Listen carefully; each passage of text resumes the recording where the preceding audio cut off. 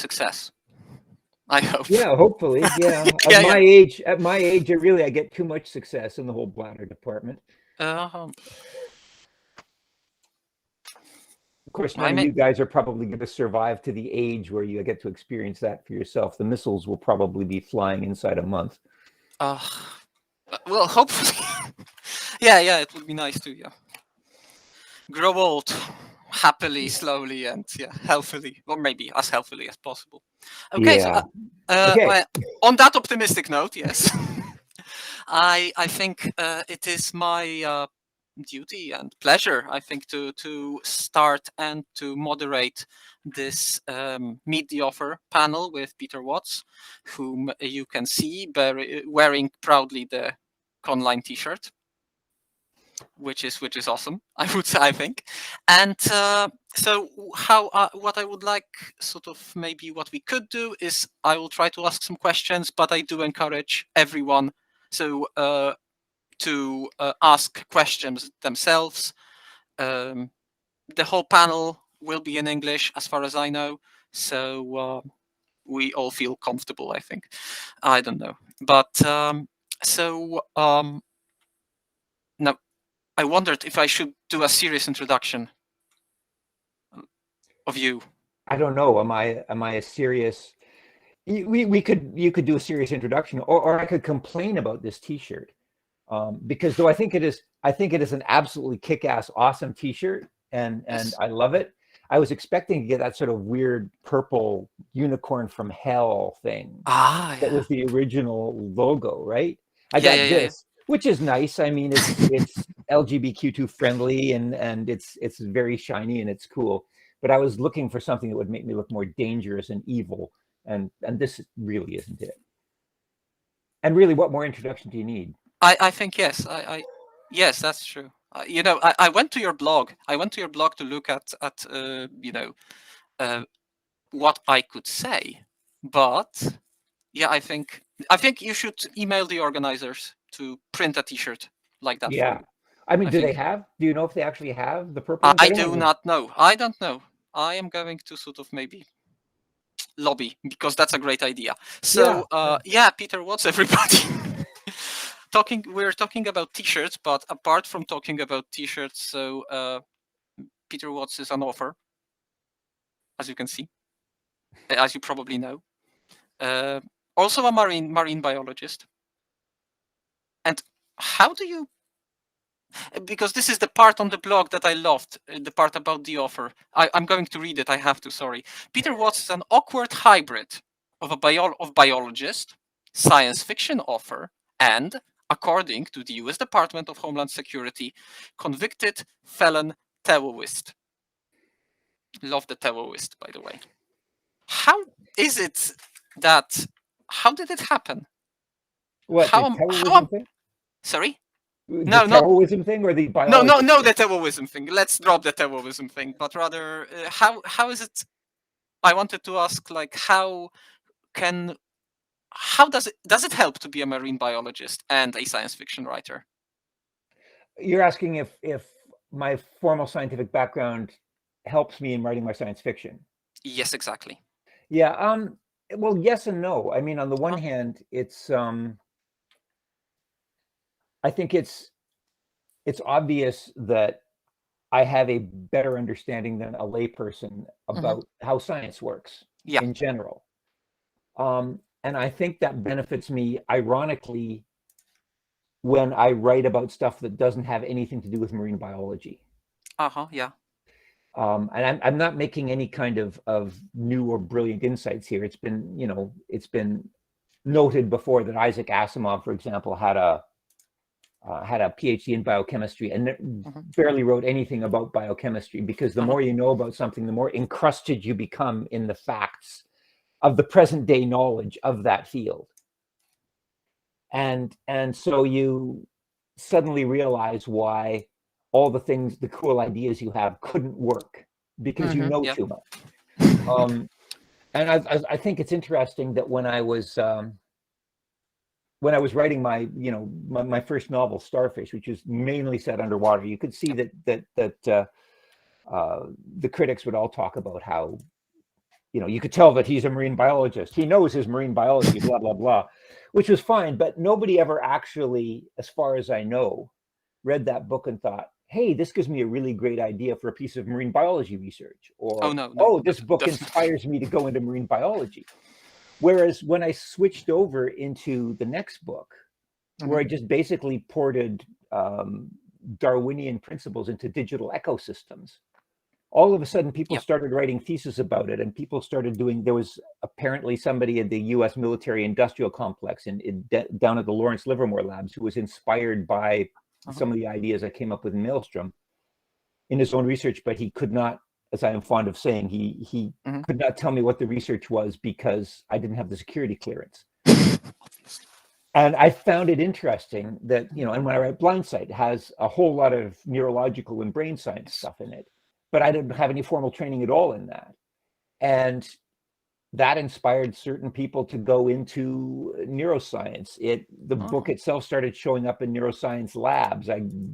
Neuroscientists came out of the woodwork saying, hey, if you want to do it right, here's my contact information if you want to talk to me in future.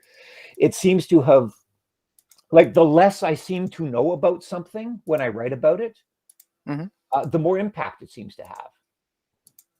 And the only way I can really explain that is that when I move into a field where I don't have expertise, but I can still sort of read the basic layperson's literature, I retain a respect for the scientific process, and I retain a scientific perspective. So I don't go too far into woo, but I'm also not constrained by too much knowledge about the physiological ecology of harbor seals. So I'm not bound by so much expertise that I can't sort of let my imagination off the leash. So yeah, I think it's a really interesting combination, and it's not as much of a 100% advantage as you might think. Yes. So does it help? The answer would be yes and no. Yeah. To some degree. But at the same time, you write for example, I'm looking on my screen on Blindsight and Echopraxia now, and they both have like those postscripts when you talk about the science, when you talk about when you give bibliography, basically.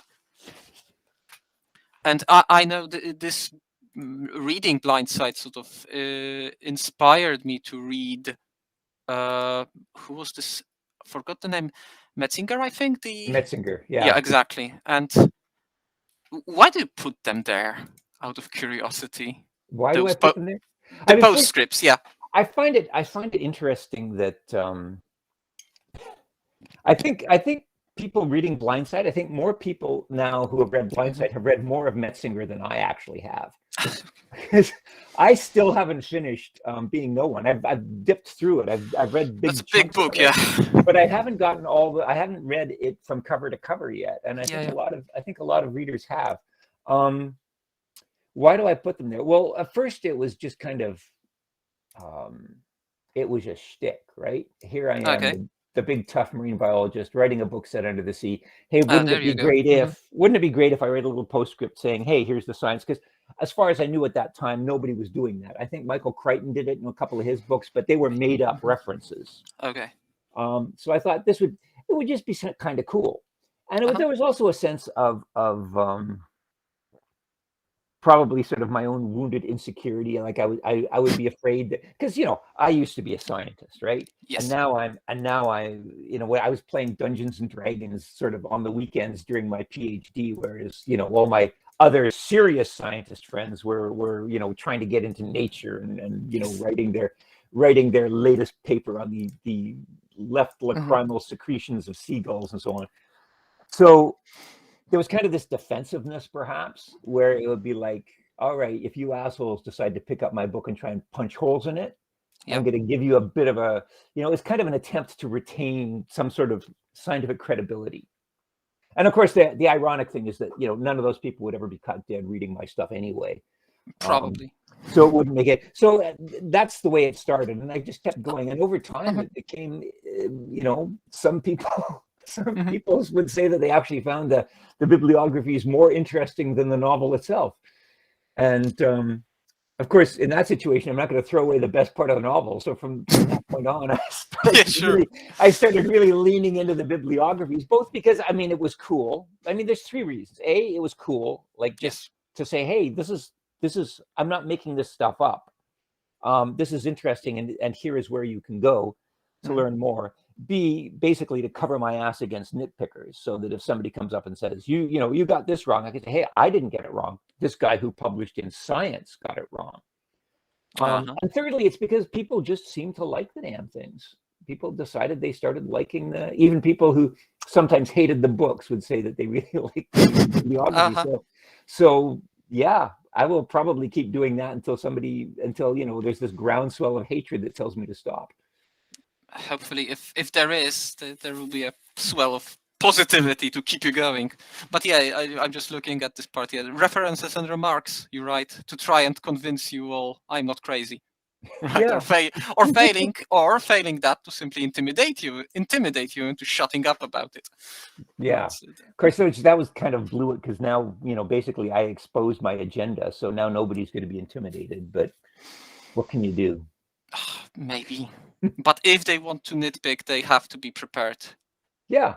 I mean, honestly, some people have done some damn good nitpicking. I mean, one person found out that in fact one of the links I cited was not the link I thought I was citing. I'd made a typo, and I had something about the neurology of chimpanzees had actually gone to something else about change blindness. I had mixed that up, and somebody else managed to point out that the gene on which the vampire mutation had occurred, the protocoherine synthesis gene, because it was on the Y chromosome, there should be no female vampires. All right, yeah. And that was something that was, I thought, yeah, I mean, and I know that. I should have known that. I really, really should have known that, as soon as they said Y chromosome, but I was just so excited to find a gene that did what I wanted the story to do, that it kind of slipped past my radar. So I managed to, in the follow-up book, I managed to sort of, in that book's bibliography, I managed to sort of retcon and figure that out. So it's actually, in a way, it actually helps me, because I get some technical feedback from said nitpickers, and it helps me sort of patch up any holes that I might have left in the previous book. Yeah, that's quite awesome. So as Agatha in the chat comments, once a scholar, always a scholar, right? Yeah, I would say more often once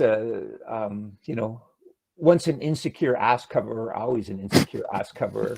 But scholar and ass coverer, there's a surprising overlap in that Venn diagram. Yes, there is. Right. So we have some. Yeah, that's the same exactly. I'm looking for this. Can you see chat? Oh, there's the chat function. Can you see the chat? Okay. Yeah. No, I was just looking. I'm used to using Jitsi. I try not to use Google or Zoom because of their pernicious data mining surveillance platforms. So I'm not really familiar with the interface, but I finally got chat up there now. Yeah. So we do have some questions. So actually, two from Dagmara. One was about your column in the Nowa Fantastica magazine in Poland, and she asks, is it possible to write those more often? Well, given that I don't think I've written one of those since like 2011. So more often would be like once every 10 years. It would certainly be possible to do that. The reason, I mean, I liked doing those columns. The problem is, in order to do it's a little bit like doing my blog posts. I tend to not post very frequently on the blog, because there's stuff that's really cool and very interesting, but people who know way more than I have already blathered on about it all over the internet. And so I like to not weigh in on things unless I think I have a new spin or something to say, maybe I've got a personal connection with the research or something. All right. So I like to do that. And if I don't, I at the very least, I have to do a solid amount of research. And so it'll take me frequently like just a solid day just to research an article, much less write the damn thing. And then Nowa Fantastica has this like hard 6,000 character, 5,000 to 6,000 character limit. Right. So what I find myself is that I ultimately go way over the word count that's allowed, and then I have to chop it back down without losing any of the essential.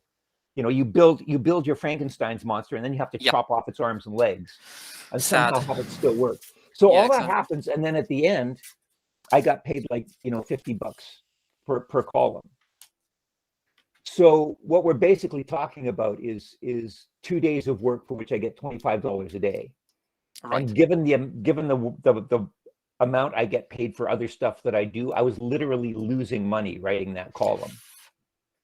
And it's something I don't resent it. It's of course. Mm-hmm. It was fun to do. And Poland was like one of the very first countries that actually kind of embraced me. So I have a real fondness for Poland. I miss Poland. I've been there probably more than I've been to other European countries. Poland is great, and I would gladly, if I had nothing else to do, I wouldn't mind taking a hit and spending a couple of relatively unpaid days a month writing a column.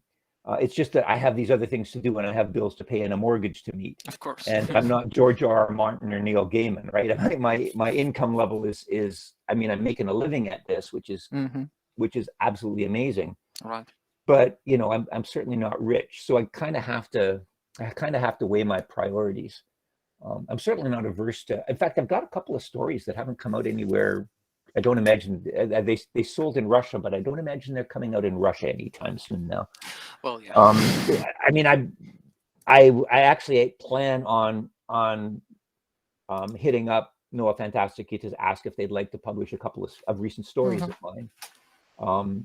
So it's not like they've dropped off my radar, and it's not like it's not like I left under any bad circumstances, and it's not like I don't have an awful lot of fondness for the whole community out there. It's just a question of how much money I make per unit effort I put in. Yeah. It's something I could do occasionally, but it certainly wasn't something I could do on a monthly basis. All right. Yeah. Yeah. I think understand.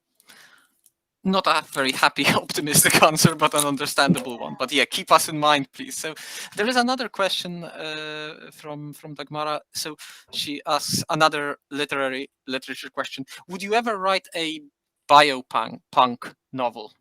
A biopunk? Punk? I don't know. How do you define biopunk? Isn't that what I'm already doing? Isn't Blindsight kind of biopunk? I can't really answer that. I thought I was writing biopunk. Okay. But I don't know. I've also seen it described as neurogunk, and I've seen it described as hard character SF. All right. So I don't know. Maybe the follow-up question should be, how do you define biopunk? And then I think the chat, the audience started discussing that, explaining, and so we can. Just explain yourself. Yeah, exactly. Yeah, I get on that. Yeah, what's going on? Right. So, and so at the same time.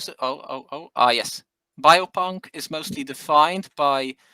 Galuppi writes. Yeah. Galuppi writes less hard SF, more catastrophes. Well, I would like to argue that most of the stuff I've written is full of catastrophes. It seems so. I've got catastrophes coming out the wazoo. I don't know if you'd want to dial back the hard SF, because much of the catastrophes have, scientific explanations, underpinnings, and consequences. I've only read, and I'm ashamed to admit this because I still don't know how to pronounce that name.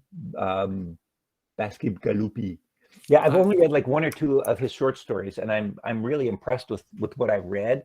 I haven't read the Wind Up Girl. I haven't read The Water. I haven't read any of his biggies. I feel the same way about Adrian Tchaikovsky. I've read some of his short stories, and I've been blown away.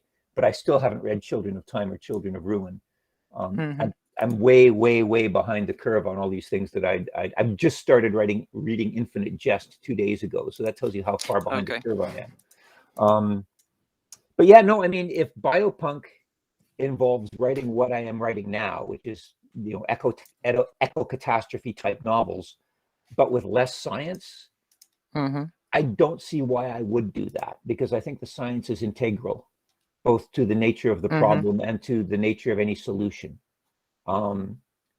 So unless they're simply saying that too much science makes the book boring, in which case maybe I would try and downplay the science, or maybe put it aside or put more of it in an appendix. But yeah, I still question that definition entirely. I think the science belongs. You need it. I think the genre needs it. I mean, there's a reason they call it science fiction. Of course, yeah. Mm-hmm.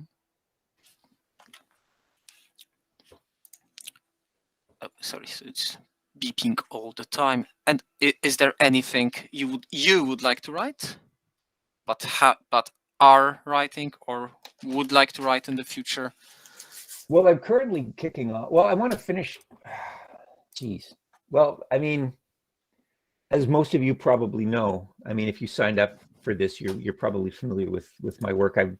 For the past 12 years, I've been wanting to write a near future techno thriller set 10 years in the future, which I keep having to update because it would now be a historical period piece. And none of the stuff none of the genetically engineered giant squids or sapient money that I predicted back in 2011 have happened yet. So I've got all sorts of stuff I've got to do with that. And I am working on omniscience. What I really like, what really kind of has my heart now, though, in terms of an epic, project, is I'd like to continue writing stuff in the Sunflowers universe, the freeze frame revolution, the island, those sorts of things. I'd have this huge arc in mind, and I've been kind of holding off on it because I've always perceived it as kind of a multimedia property, or kind of a multimedia. I've always, my dream from the very beginning was to have sort of a series of novels in conjunction with a series of video games, because novels do things better than video games, and video games do some things better than novels. And I kind of thought the idea of telling a series of stories set along this magnificent arc, where the ones that are better suited to gaming versus the ones that are better suited to literature could kind of intertwine. I don't know if anyone's actually done that before. I know people have done games based on novels, and vice versa, of course.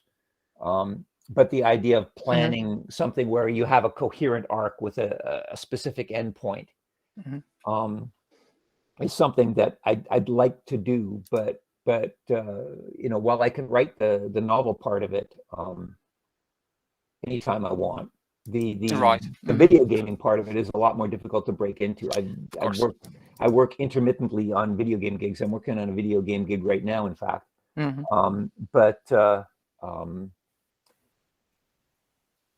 But it's interesting. I did my first gig back, I guess in 2001 with Relic Entertainment, the guys that did Homeworld. I don't know if Homeworld ever made it out over there. And none of the games have ever actually made it into production, but I've been doing gigs like that since then. And it's weird how I can have so many contacts in the gaming field, and yet there just doesn't seem to be any way to pitch an idea like that. Occasionally people have sort of, like, gamers have or game designers have sort of tried to do little garage weekend indie type things, but none of them have ever panned out. And how could they? I mean, it would be an enormous project. So I don't know. I'm kind of losing hope on that. My after Freeze Frame Revolution came out, my agent at the time basically phoned me up and said, we've got to talk about this. You've got to start writing, you've got to start writing more Sunflower stuff, because that's what everybody loves. And when I told, what's your dream? And I, told my dream was, if you want to get me a book deal, make it a 6-book deal, because this is something that literally takes place over 15 billion years. Right. And I can't get you a 6-book. I can't get you a 6-book deal. And, this is the point, Howard, at which I remind you that you phoned me telling me that I had to go in on this. And I was the one that was skeptical. He's no longer my agent for, I suspect, different reasons. I still don't exactly know why, but yeah. So doing a proper job of my whole Sunflower cycle is kind of the dream, but it might be a dream that I die without having seen realized, or it might be a dream that dies, the civilization dies before it has a chance to realize. Pretty much anything with more than a 6-month time horizon at this point is probably a 50-50 gamble. Yeah, right. Which reminds me again of this quote I found on your blog about you. Whenever I find my will to live becoming too strong, I read Peter Watts. I loved it, to be honest. I love that quote. And you know what's weird about it is I'm always too fucking optimistic. Yeah, because the bio ends with Peter Watts is actually a lot more cheerful than you might expect. But it's not just me being more cheerful. It's the scenarios. Yep. These scenarios that everybody regards as dark and depressing and nihilistic. The real world is turning out to be worse faster. Yeah. Like look, Blindsight posits that we have routine interplanetary travel capabilities like within the next 50 or 60 years. Yes. The actual science suggests that global civilization is going to start collapsing on a big day. And this was, of course, before we were in danger of global thermonuclear exchanges, just because of environmental degradation. The world's global economic infrastructure and civilization is going to start collapsing around 2040. Yes. The world's soil for agricultural purposes is going to be exhausted by around 2050. We were expecting best case scenario of like a 40 to 50% collapse in human populations between 2050 and the end of the century. I mean, we're not talking. It's not like you hit New Year's on 2040 and all the lights go out. Of course. But that's the point at which the cascade starts to, the tipping points start to multiply and the pebbles turn into an avalanche, and more we just start living in the ruins. That's the trajectory. That's what the science says that we are headed for. And in the face of that, I am writing books in which we have O'Neill colonies and we can send ships to the Oort cloud. Right. So my stuff is, and I can't write. I mean, look at the current insanity. You have one guy who's holding the world hostage. He just decided one day that he was going to start bombing the shit out of one of his neighbors.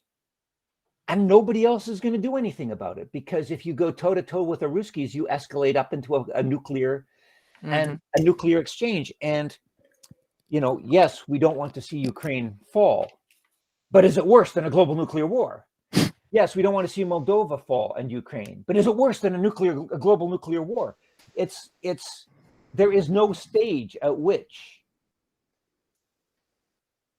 giving Putin what he wants is worse than the destruction of the planet and a decades-long nuclear winter. So you've got one guy who's basically willing to blow up the world, and the rest of us are just backing off and letting it happen. And because we're afraid of the alternative. And I'm not saying that there's any other option. I personally think the only option is if one of Putin's own generals shoots him in the head. Because certainly, as heartening as it is to see thousands of people marching in Moscow and St. Petersburg, they have no power. They're getting the shit kicked out of them. Holding up a protest sign in Russia is an act of sedition now. So no matter how unpopular it is on the ground, and my understanding is, in fact, a comfortable majority of Russians actually do support the war. So if there's a popular uprising, it won't make any difference. Certainly economic sanctions aren't going to work for a guy who has spent the past 10 years sanction-proofing his country. Yep. So it seems to me the only way out of this is we either give Putin what he wants or somebody shoots him and saner heads prevail. This is a much more apocalyptic scenario than I ever imagined. I could never, all the villains in my novels, all the people who sign the death warrants and say, okay, burn that part of the strip, kill millions of people. Yep. They're doing it to save billions of other people. They're basically choosing between these egregious evils, but some of them are at least less evil than the other. I seem incapable of writing characters who will fly into buildings because some angry killer god told them to, who were willing to start a war on false pretenses just to sort of enrich their buddies in the oil industry. Somebody like Putin, who for God knows what reasons, has suddenly decided to hold the world hostage. I've never written anything that apocalyptic. I am an optimist. I am delusionally optimistic. What's happening in the world right now is worse than anything I would have ever written in a book. Right. So stop talking about me as the guy who makes you want to lose your will to live, because it's. I was quoting. Yeah, I know. I totally to my get defense, it. I'm actually aiming this at James Nichols, the guy who actually said that, who is, as far as I can remember, a really decent guy.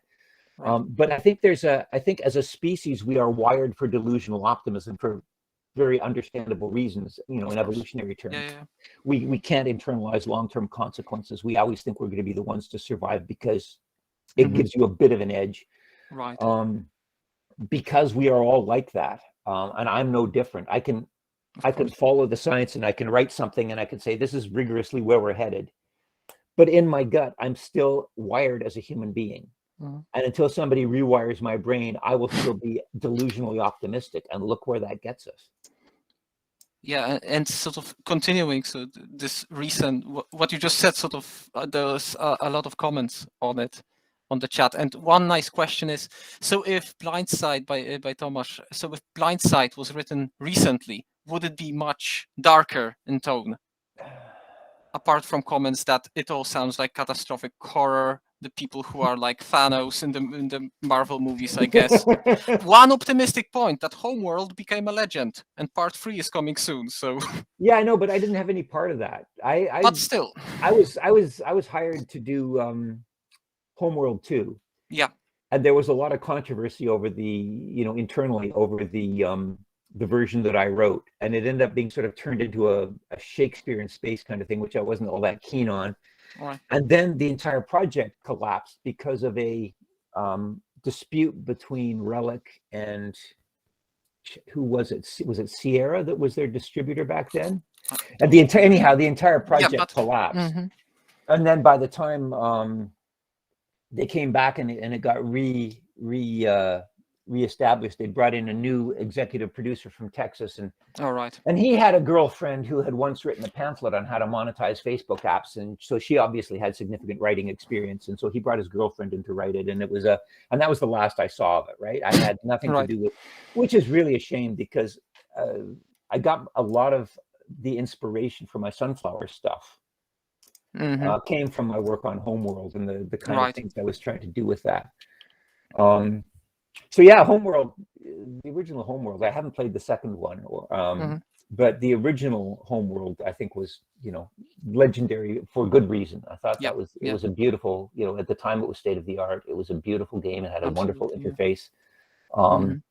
I just wish I could have been a part of that legacy that actually made it to market.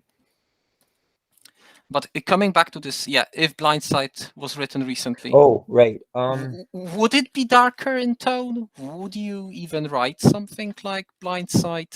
I think recently, maybe last few years. I think I would have to, if I was going to write something like Blindsight. Remember, the point of Blindsight was not to write a space opera about aliens. The point of Blindsight was to investigate the functional utility of consciousness. Yes.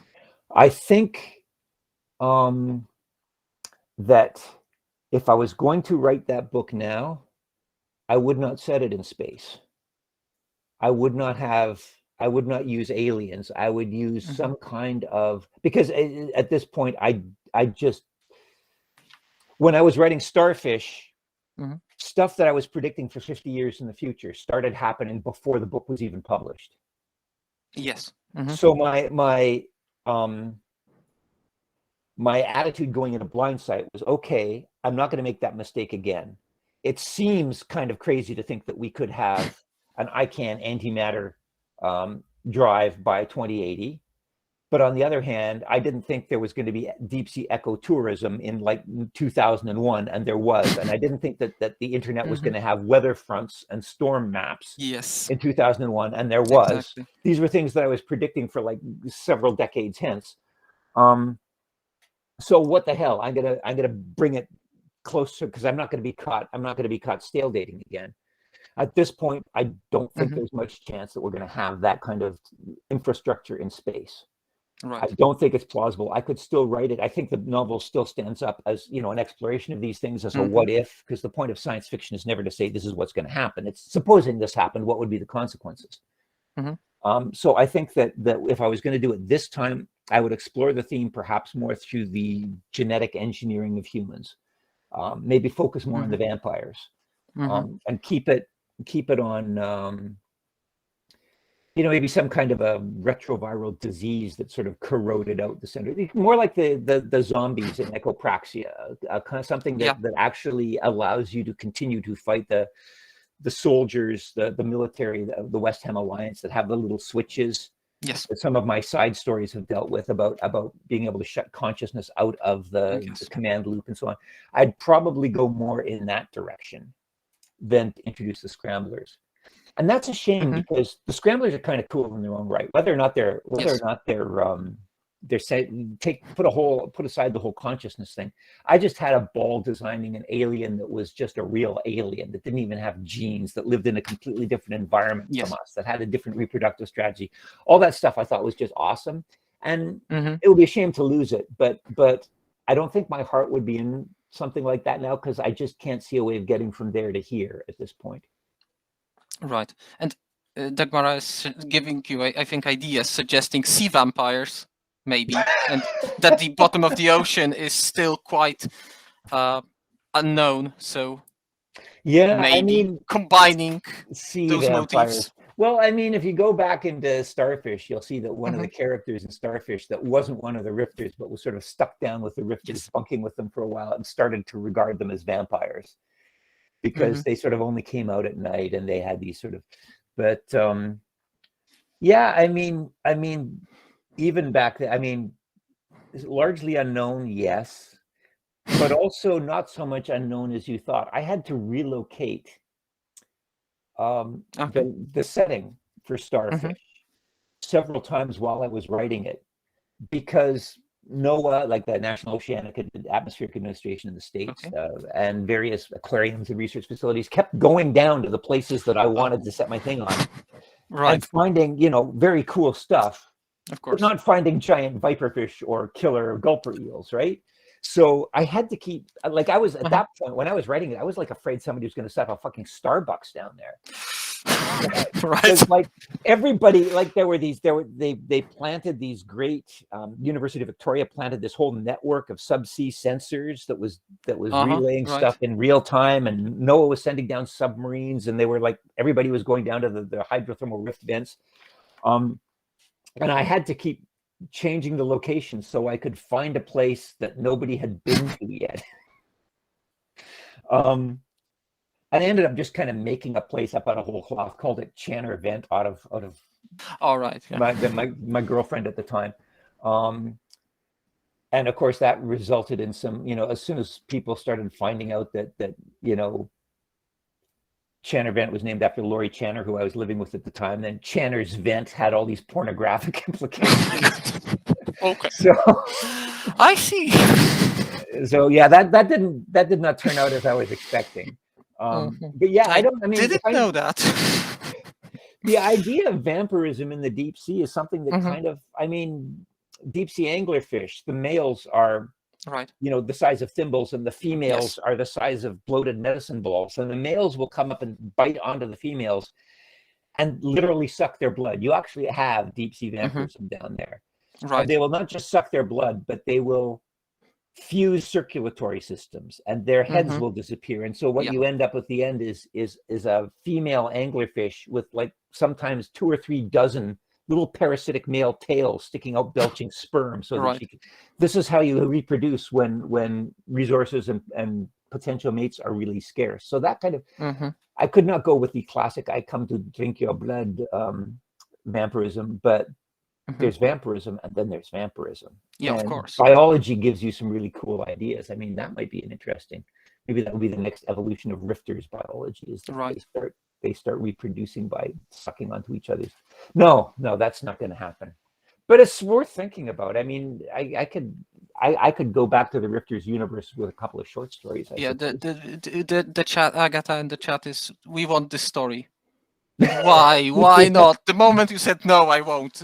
there was a dramatic why. Okay, fine. Maybe I should set up a Kickstarter campaign, and you do that. Once I get $1 million, I will write you a 2,000-word short story about sea vampires. See how put your money where your mouth is.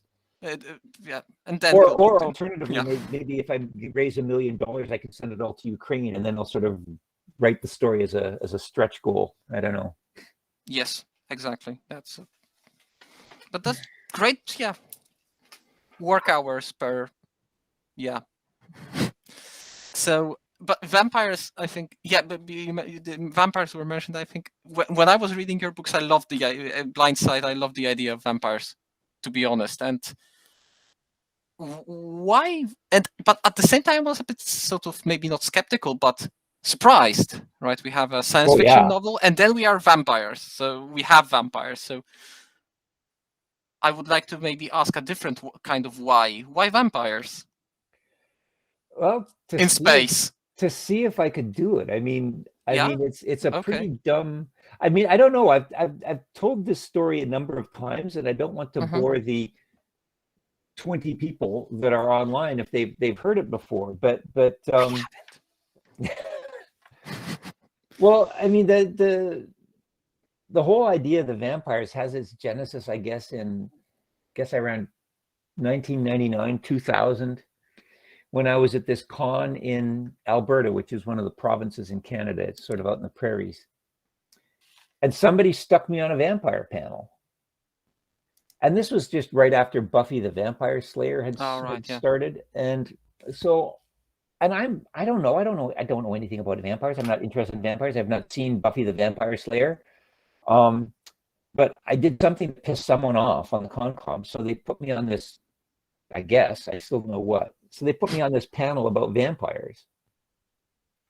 And I had nothing to contribute. And everybody was arguing about whether Spike or Angel was a better boyfriend for Buffy, but as a biologist, I started thinking, okay, what can I contribute to this panel? And that's when I came up with the idea for the crucifix glitch, because I had just been reading this book by a guy out of Woods Hole, and I had learned that there are these receptors in the visual cortex that respond to certain visual primitives: straight lines, horizontal lines, vertical lines. And they only fire when they're exposed to these particular things. So I thought, okay, what if you get this mutation so that when the horizontal line receptors and the vertical line receptors fire simultaneously over, like, say, 30 degrees or 40 degrees of visual arc, you get an epileptic seizure. And that was my idea and I just, this is just great. I sort of blurted it out there. Hey, this is why vampires don't like crucifixes. And, there were a few seconds of crickets, and then they went back to talking about Spike and Buffy. Yes. But at that point, the seed had been planted. So I just started thinking about, okay, because vampires are, like, let's face it, vampires are pretty stupid when it comes to biological plausibility, right? I imagine, like, werewolves are probably worse, but vampires are a pretty dumb supernatural creature in terms of trying to come up with scientific explanations for them. So I thought, that's what a challenge, right?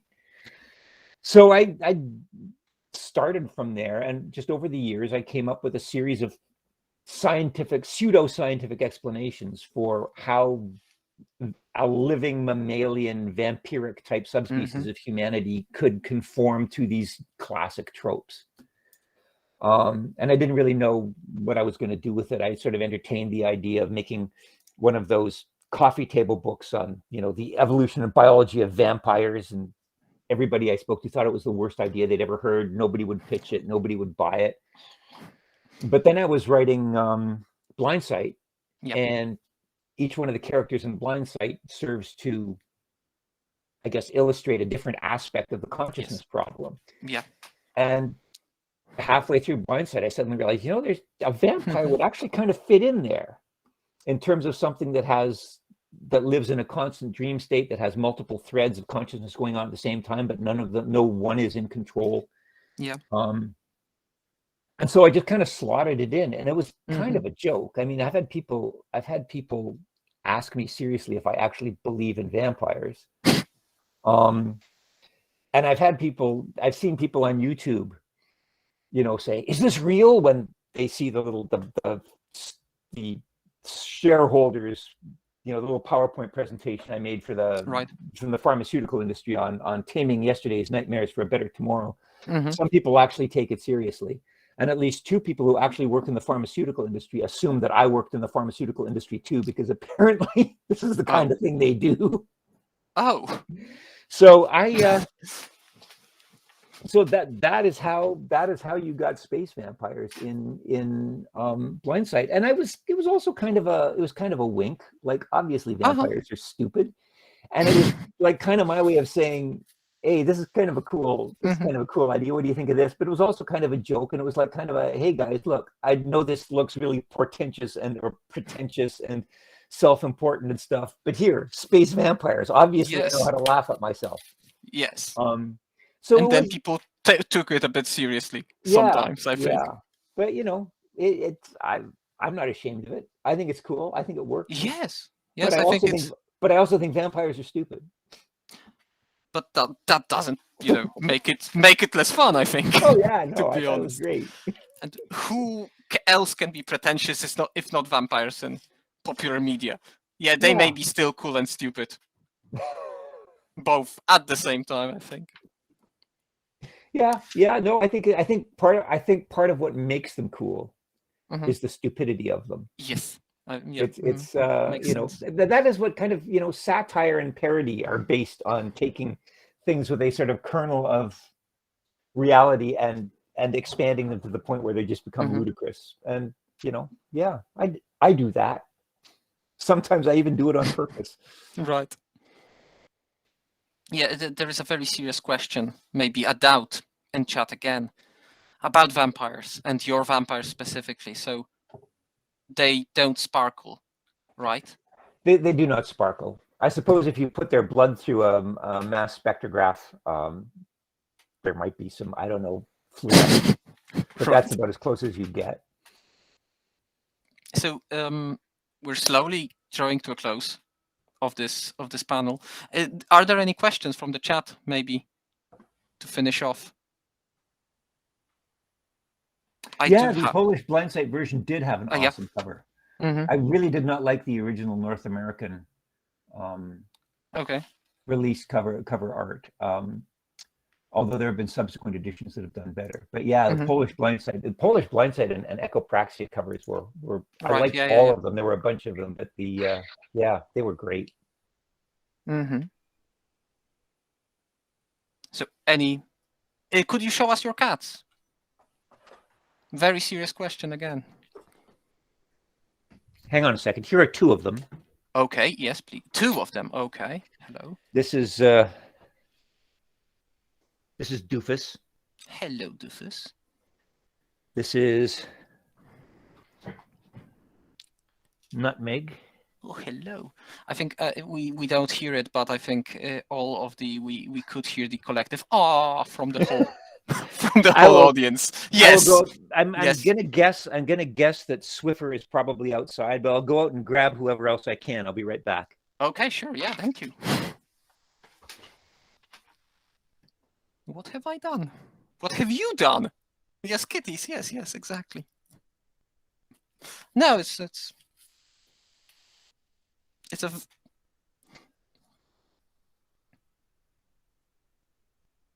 That is true. Yeah. We do need cats. I fully agree. It's like cats are necessary. Oh, hope. Oh, no. This is Swiffer. Hello. Oh, yeah, he does. Oh, my goodness. Yeah, he was magnificent, exactly.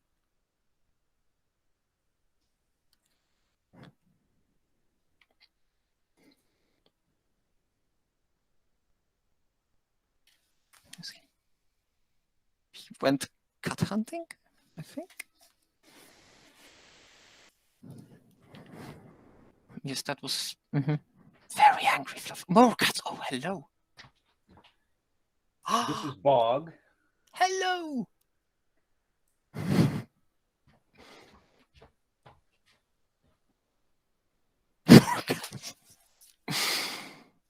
Anyone knows how many cuts does he have? More than 4, 5? At least 5, thank you.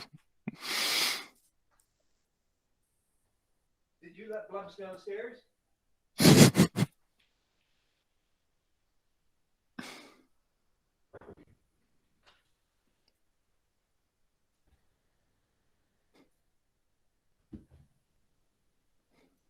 I don't agree it's derailed.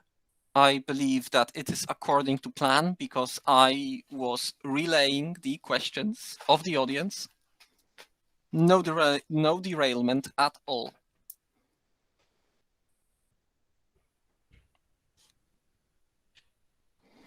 I don't think it's anyone's fault.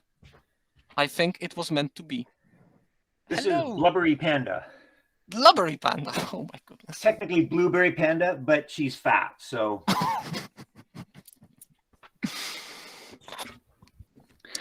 Okay, I don't know how much of that you heard, but that's all. Everything. We heard everything.